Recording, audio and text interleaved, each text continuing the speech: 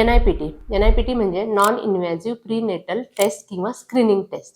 NIPT काय असतं? NIPT ही एक ब्लड टेस्ट असते की ज्याच्यामध्ये आईचं ब्लड घेतलं जातं आणि त्याच्यामध्ये बाळाचे DNA, फिटल DNA आपण सर्च करतो आणि त्याच्या तपासणी केल्यानंतर जो रिझल्ट येतो तो NIPTचा रिझल्ट असतो.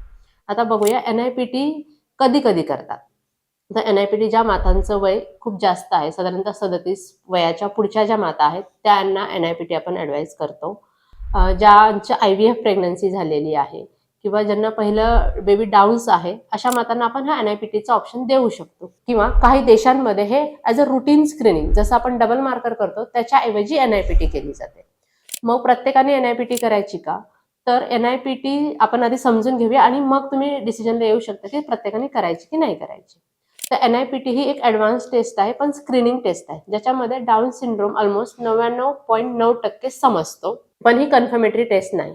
मग जर NIPT आपल्याला ॲज अ स्क्रीनिंग टेस्ट वापरायची असेल किंवा आपल्याला खूप शंकाच नको असेल तेव्हा आपण नक्की ॲज अ प्रायमरी स्क्रीनिंग म्हणून NIPT टेस्ट करू शकतो. तर डबल मार्कर आणि NIPT मध्ये काय फरक आहे?